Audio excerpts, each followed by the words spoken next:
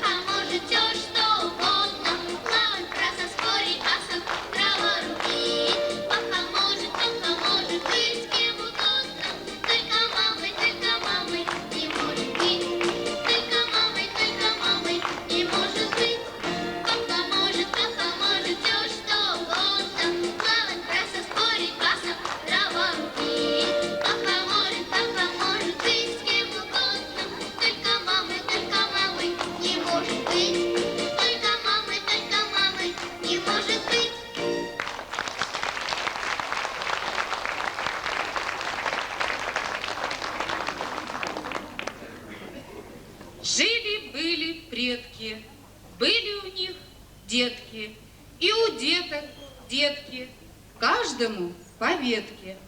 Древо жизни, древо рода, развивается природа.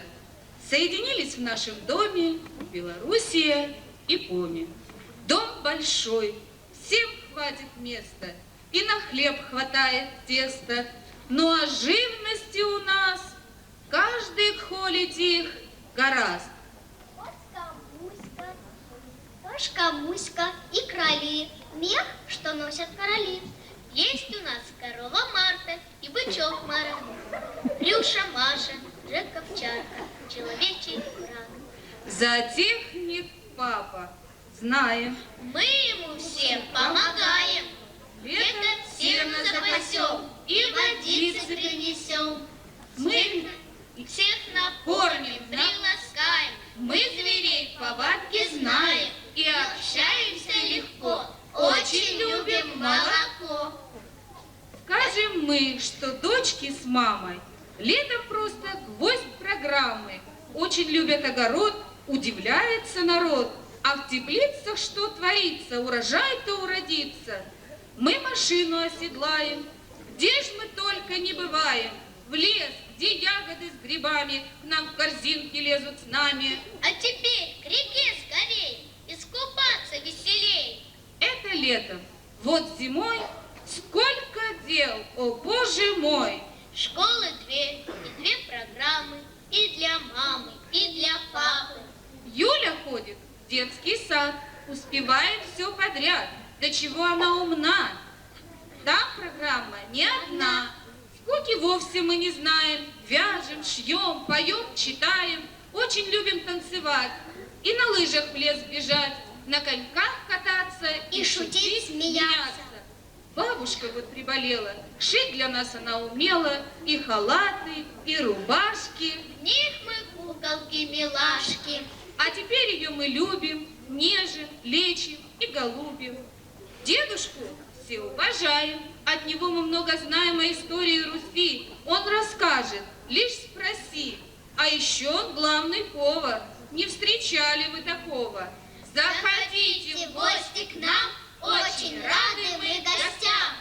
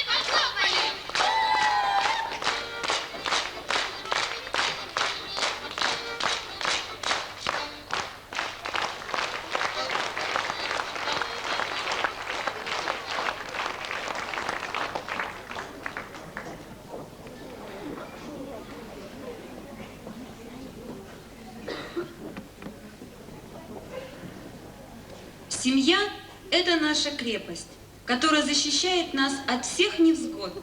Кто-то говорит, что любовь приходит и уходит. Но я в это не верю. Ведь любовь в семье – это сама жизнь. А сколько поговорок создали люди о любви и о семье. Вот, например, такая: любовь кольцом, А у кольца нет проблем. ну а вот это: не родись красивой. А родись богатой. А следующая поговорка: поспешишь. Горе хлебнешь. Так, ну а вот это: милые бронятся. А только по пятницам. Но вот следующую поговорку ты никак не переделаешь: муж да жена. Зарплата одна.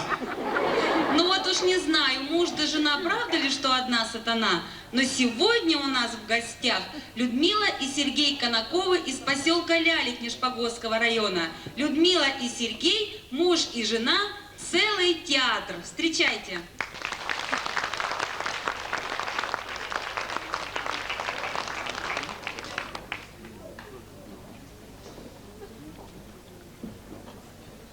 Когда мужчина и женщина появляются на сцене, многих зрителей интересует. Они думают, это брат и сестра или... Мы или...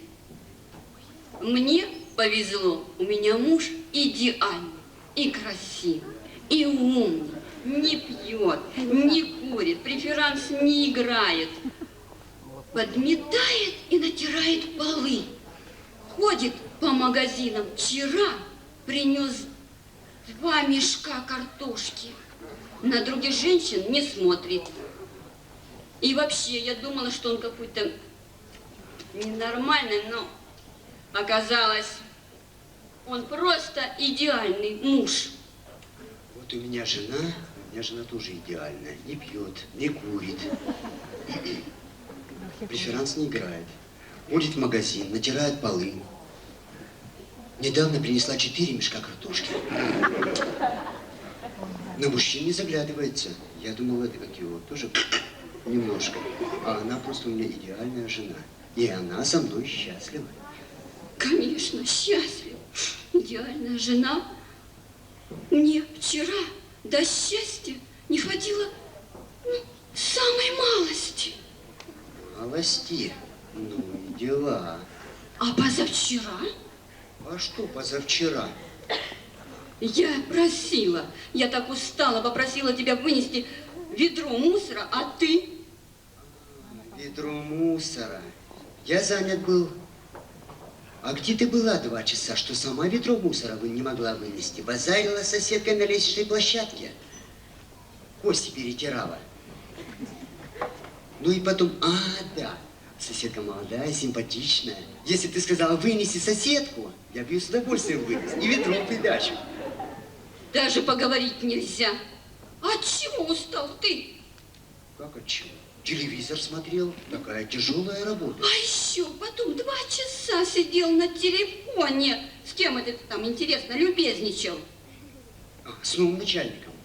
А почему этого начальника ты называл Марией? Марией? Да. Не Марией же, а Марием. У нас новый начальник Марий Иванович. Но это мы уже проходили. В прошлом году у тебя был все Наталья Петрович. Подожди, дорогая, а на той неделе я у тебя в плаще нашел записку. Дорогая, почему не позвонила? Жду, твой Шурик. Шурик? А, Шурка, так это студенческая подруга, Шурка-то. Да, а почему в записке написано твой Шурик? Ну так это она в детстве хотела быть мальчиком, все время брюки носила и свитер носила. Ну ты даешь. Все, думаешь, знаю, да? Я все знаю, я все знаю. И вообще... А что вообще? Ты идеальная жена, я идеальный муж. Кто? Ты? Я. Тихо, не ты идеальна. Ты смотри, сколько зрителей. Смотри в зале, сколько зрителей. Все понятно? Понятно. Вот так-то. Вот и отлично. Мы идеальная семья.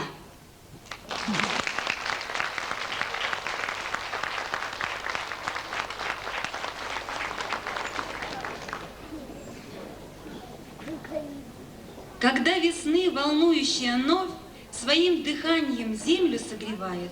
Я вспоминаю вновь и вновь, тепло весны мне детство навевает.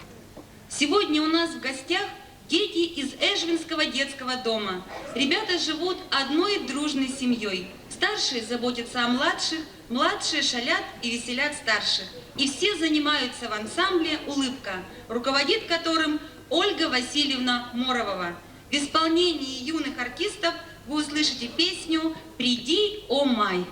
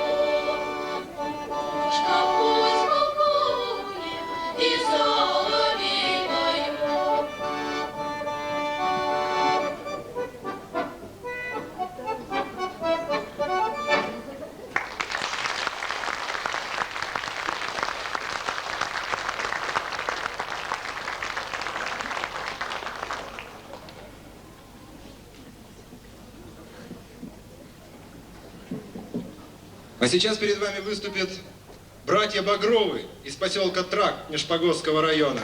Эстрадный танец. Встречайте!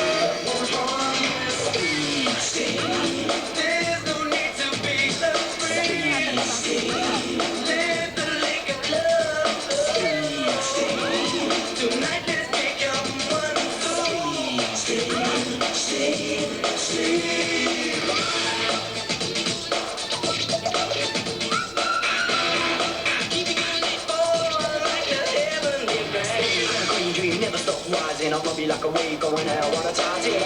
It's just hard and nice and easy, smooth with the move to soon dry and greasy. Here is your harmony, here is your friend, kindred spirit of a period blend. You wanna crack on a journey, sure. I'll take your body on the mysteries.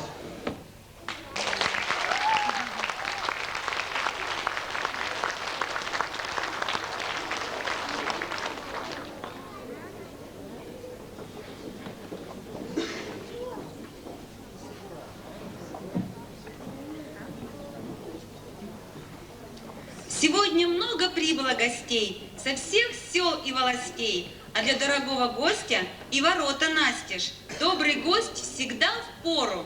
Наш дом рад встрече с семьей Ахметшиных из Ударского района. Ахметшины – это семья из 5 «я». Каждое «я» – музыкально-сценическая личность, известная на Ударе. Самое главное «я» в этой семье – Анатолий Накипыч, организатор семейного ансамбля, музыкант, песенник. Второе я, мама Ольга Александровна, вдохновитель ансамбля. И маленькие, но очень самостоятельные и талантливые я, Роман, Евгений и Ксюша. К сожалению, старший Роман сегодня не приехал, но зато остальные я сегодня у нас в гостях. Итак, в исполнении песенного ансамбля Ахметшиных вы услышите песни «Осень» и вторая песня «Не верю я».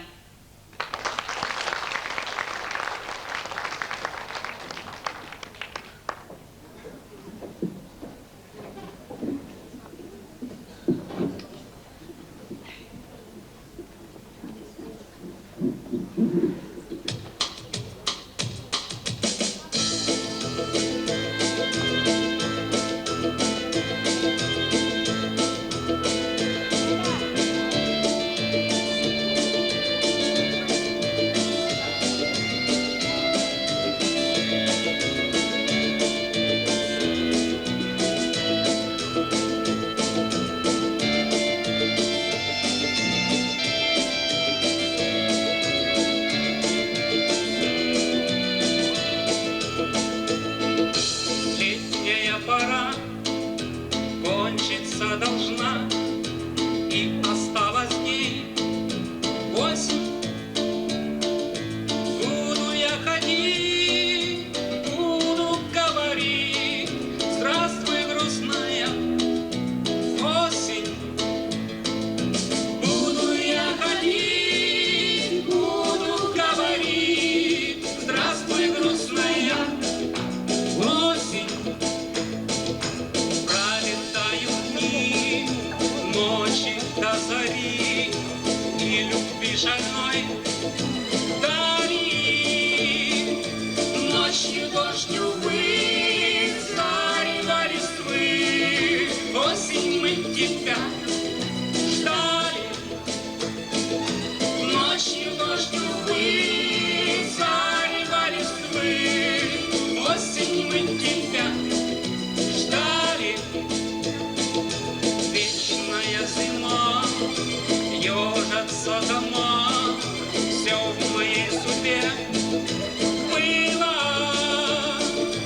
Так спешила жить, верить и любить, сердце так в судьбе билось. Так спешила жить, верить и любить, сердце так в судьбе. Бурно жизнь текла, сложности дела, незаметно вышло бросить. Буду я ходить, буду говорить: здравствуй, грустная осень. Буду я ходить, буду говорить: здравствуй, грустная осень. Летняя пора кончиться должна, и осталось дней 8. Буду я ходить, буду говорить: здравствуй, грустная осень. Буду я ходить, буду говорить: здравствуй, грустная осень. Здравствуй, грустная осень.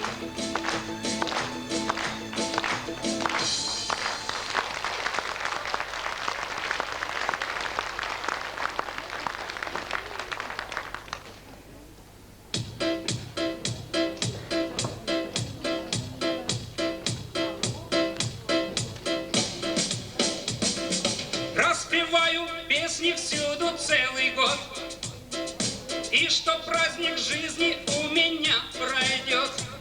Не верю я, не верю я.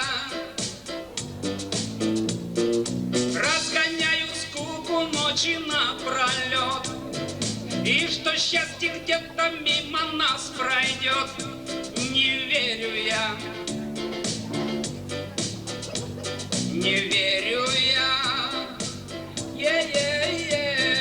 Если же вы среди зимы увидали ночью теплый свет в оконце вместо пурги, солнце разлил, значит мой рецепт хороший вам не пригодится больше. Одолели слухи и мои враги, что любовь все враги, в жизни нет любви, нет, нет, не верю я.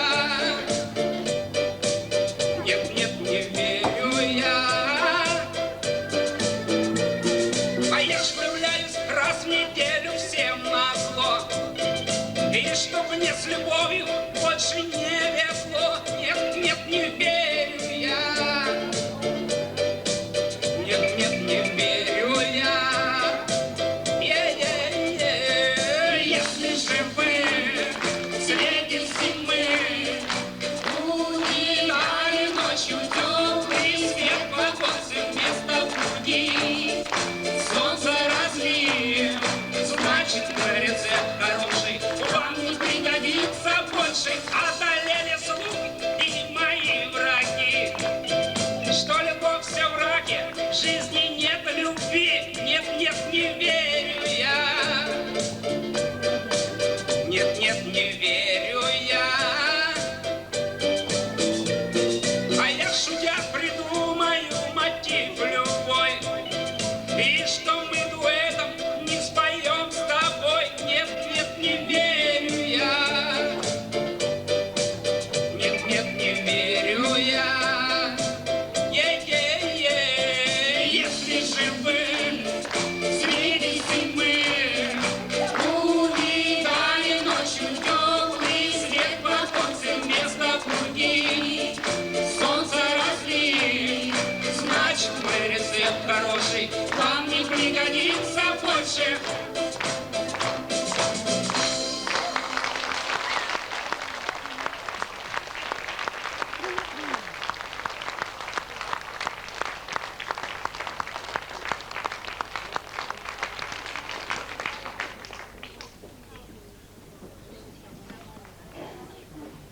Ну вот скажите, сразу ж видно, что хорошая семья, крепкая, да? Так ведь? А мужик-то какой, ну просто молодец, чистый молодец. А жена-то какая красавица, при муже-то умном, видишь ты, песни сочиняет и стихи. А вот Люське, подруге моей, с мужиками не везло. Первый был у нее алкаш. Она его только один раз в жизни видела трезвым, когда он помер. А второй был у нее бабник. Она его 2 раза в жизни видела. Первый, когда он раскладушку принес, а второй, когда он эту раскладушку унес. А третий мужик у нее видный был. Она его каждый день видела. Ну, по мужской части слабый был. И она от него сбежала в город. И долго она в этом городе катавасилась, почитай, с того момента уж 3 0 с денег сгинула. И вдруг шлет телеграмму: приезжаю, встречайте новым мужем. Ну вот, сидим мы у дороги, встречаем, 5 дней встречаю. Вдруг видим, Люська идет с каким-то басурманом, черным. А Степановна как увидела и в крик: мы чего? А она говорит: ой, бабы, это ж надо так мужика долго не мыть, чтобы он такой черный был. Мой-то, когда самогонку пролил, полгода не умывался в знак траура, а таким черным не был. А мы ему говорим: да ты чё, может, у него национальность такая, типа негр. А она опять: а мы говорим: чего? Она: да ничего, просто так, спужалась я. И опять: мы да чего ты кричишь, спужаешь ты его, сбежит он от Люськи, убежит и покинет ее. А она: ой, бабы, сожрет он ее. Я по телевизору видела. У них так принято. И ведь она нас спужала. И сели мы к Люське в крапиву и стали следить, сожрет он Люську или борщом ограничится. Вот сидим мы, день сидим, следим, 2 сидим, следим, а негра все жрет, а Люську не жрет, и только целует и обнимает. Вот такие дела. Да мы бы уже следить-то перестали. Да только Люська по ночам визжит. Ну вот как будто ее режут. Понимаете? А Степановна говорит: о, это не от сексу, не от сексу, я точно знаю. От сексу так не визжат, от него мычат. Вот так вот. Я по телевизору, говорит, видела. А мы говорим: откуда ты знаешь? Твой-то мужик на коня взлезть не мог, сразу падал, а с тебя-то уж подавно. Откуда ты знаешь? А она говорит: ой, бабы, я ж говорю, это не от сексу. Ну, в общем, Степановна села ночью к Люське в крапиву и даже бинокль у милиционера взяла, чтоб смотреть. Ну вот, сидит, ночь, темно, и вдруг видит, штаны идут. Рубашка, сверху дырка и все. Ой, как же ж она кричала! Она же не знала, что это негра Люськина погулять на улицу вышла. Она же думала, что это ее мужик с того света вернулся за самогонным аппаратом. Он же ж когда помирал, он уж больно жалился. Эх, говорит, на том свете огонь есть, котлы есть. А где ж я самогонный аппарат-то возьму? Ну как же она кричала. Мы думали, все, свихнется баба к утру. А утром глядим, ничего, бежит нормальная, только орет сумасшедшим голосом: ой, бабы, мы говорим, чего? Негра Люську на руки схватила и к берегу потащила, хочет замачивать перед поеданием. Ой, мы побежали туда, смотрим, а негра-то Люську обратно на руках несет. Оба мокрые, нежные, целуются и обнимаются. Люська негру своего по каракулевой башке-то гладить и ромашки ему туды вплетает. Бабы на любовь такую глядячи заплакали, а мужики потупились и затылки чешут. А утром я на огород-то выхожу, смотрю, а мой мужик по огороду ходит с бревном, и я вот целует. Я говорю: ты что, совсем допился, что ли? А он говорит: а что? Может, я тренируюсь? Может, я тебя сегодня на руках к речке попру? Ну, что стоишь? Иди ромашки заготавливай. А я ему говорю: так ты что, любишь меня, что ли? А он говорит: а чё ж я хуже негры, что ли? Ну ж я, ёксель-моксель, свою бабу на руках не попру, что ли? Ну ж я, какой-то лапоть драный, собаку свою за ухом чешу, а тебя, что ли, почесать не смогу? Ой, замлела я тут вся бабы. Это ж он первый раз в жизни мне по-человечески в любви признался. Схватила я его на руки вместе с бревном. Иду по улице, его целую, бревно целую, а бабы из окон повылупливались, завидуют. А как на поле ромашковое-то вышли, гляжу, Нинка своего по закоркам тащит, Тамарка своего под ногами гонит, и даже Федотовна своего старика на тележке садовой прет. И все целуются и обнимаются, а мужики ромашки хватают и себе в бошки-то впихивают. А А ночью такой визг по деревне стоял. Соловьи петь перестали, заслушались. Петухи утро проспали, а в коровах молоко скисло. Вот что бабы делает любовь.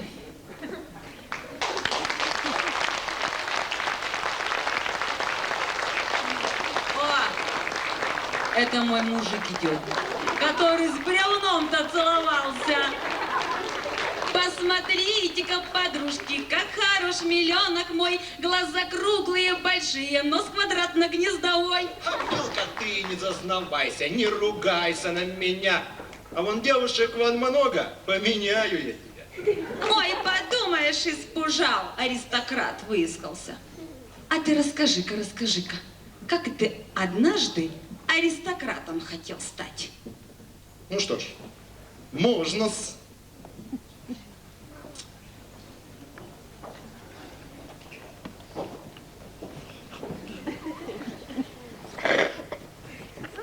В общем, решил я однажды господой стать. Правда, фамилия у меня не дворянская, Мурдаков. Но да я ее продлил. Получилось Мурдакаевской. И титул прибавил себе князь. Сшил себе фрак, пиджаку пришил 2 штанины, бабочку соорудил из лифчика жены, тоже княгини. Вот.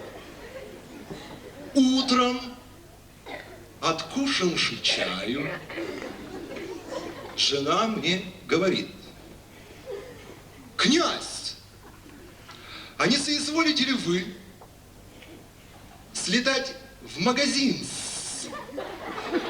купить колбаски, грамм так 35, князь? А почему ж, думаю, и не слетать? Тем более, что жена протягивает 100-рублевую бумажку, а ведь там еще и водочки прикупить можно. Извольте, сударыня. Ну, одел я фрак, лифчик, бабочку и двинул. Кто последний? Последний оказался алкаш 2-й гильдии барон Водоплеевский. В полуфраке из телогрейки, поверх полумайки, в валенках на босу ногу, только что вернувшийся из дворянского наркологического собрания.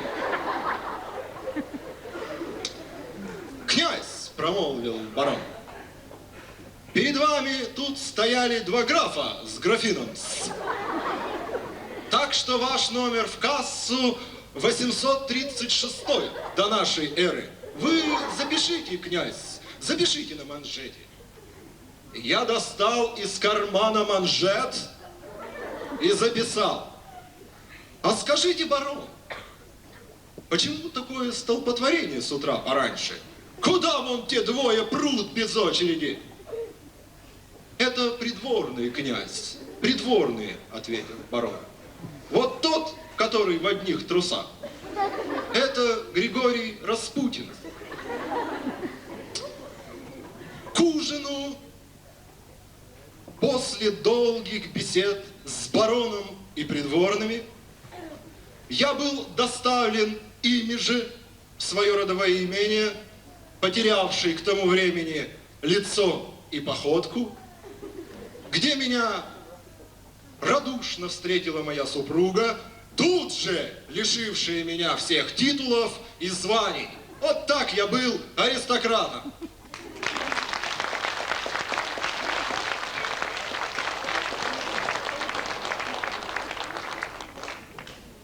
На сцену приглашается семейно-родственный коллектив из города Печоры.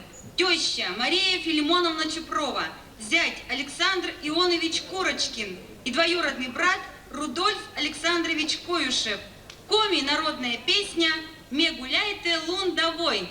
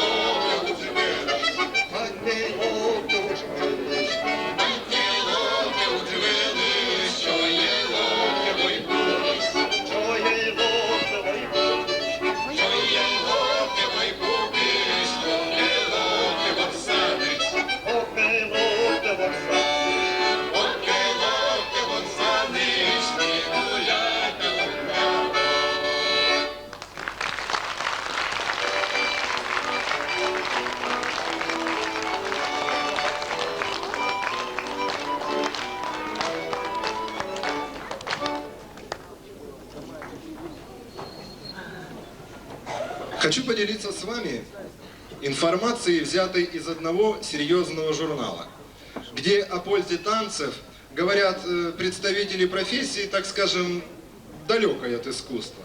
Химики. Итак, танцы – это органическое соединение на основе радости и ритма.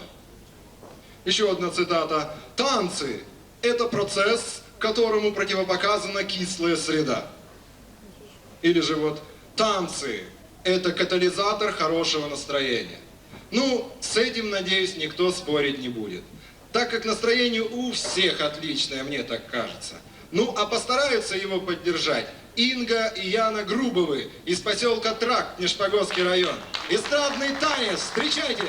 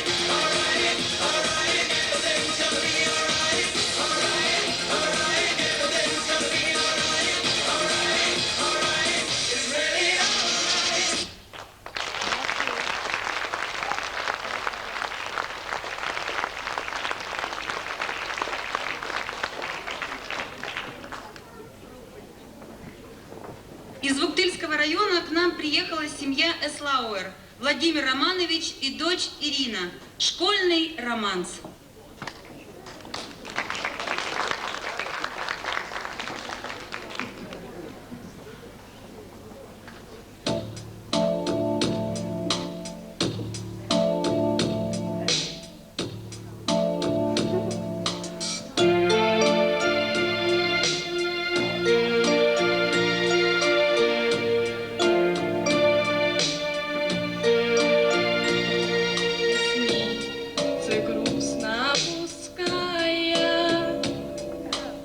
Глядишь ты в школьную тетрадь, с косичкой девочка смешная,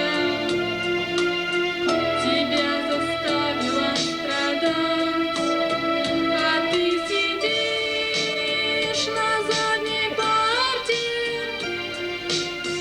не понимая, что к чему.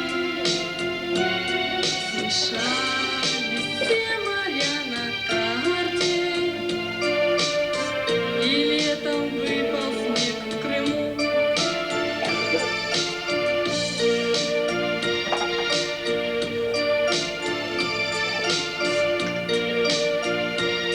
Молчишь, задумавшись о чем-то, а твой учитель не поймет, что с белым бантиком девчонка тебя не любит и не ждет. В окно стучатся ветки клена, и барабанит звонкий дождь. Ты помнишь номер телефона, но на свидание не зовешь.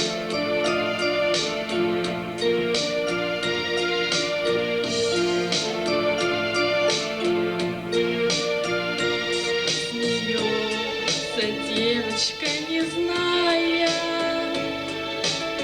кто ей в портфель цветы кладет.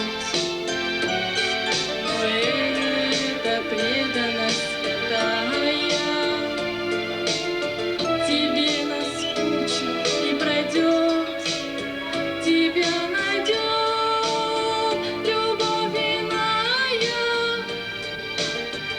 Шаг взрослая любовь, и все же детство вспоминая. А той девчонке вспомнишь вновь, тебя найдет любовь иная. Шаг взрослая любовь, и все же детство вспоминая. А той девчонке вспомнишь вновь, и все же детство вспоминая. А той девчонке вспомнишь вновь. Вспомнишь вновь. Вспомнишь вновь.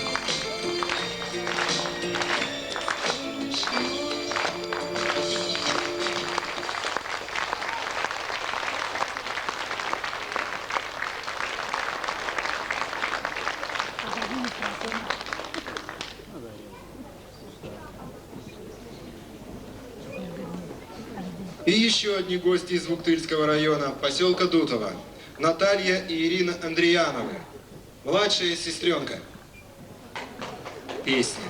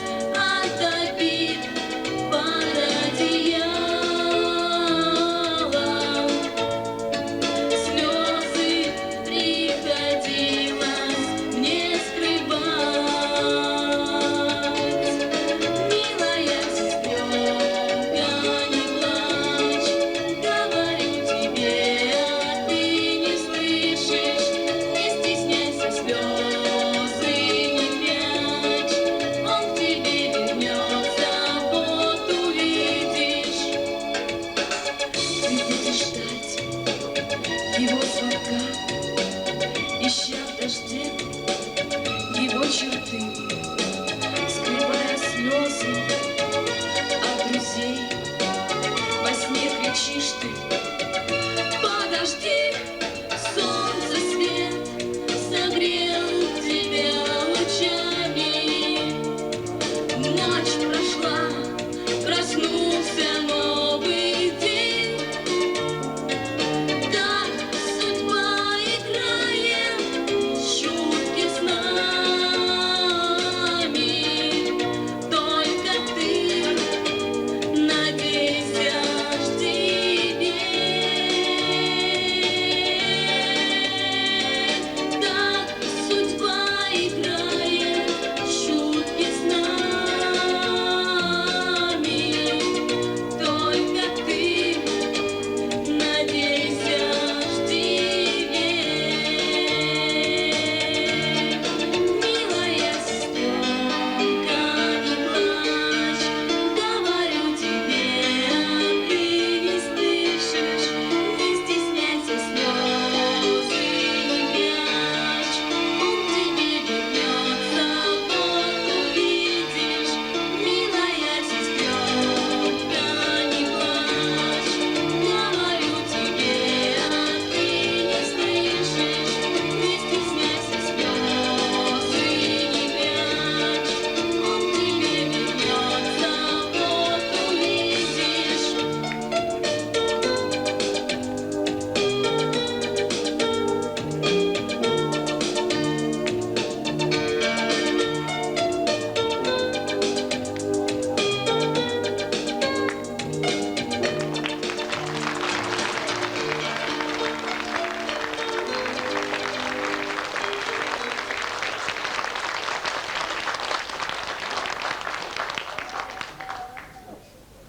К выходу готовится музыкальная семья Костиных из села Городок.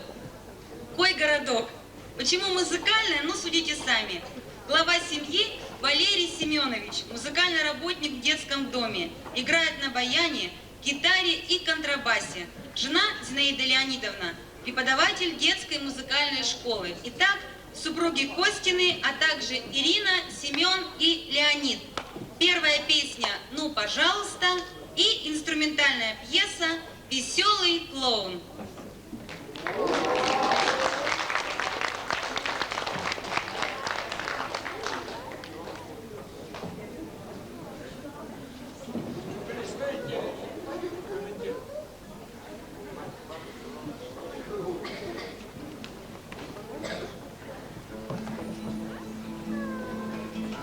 Пожалуйста, пожалуйста, самолет меня возьми, на усталость мне пожалуйся, на плече моем усни руку дай, хотя по ветру на другом краю земли, где стоят, как счастье, вестники, горы синие, пожалуйста.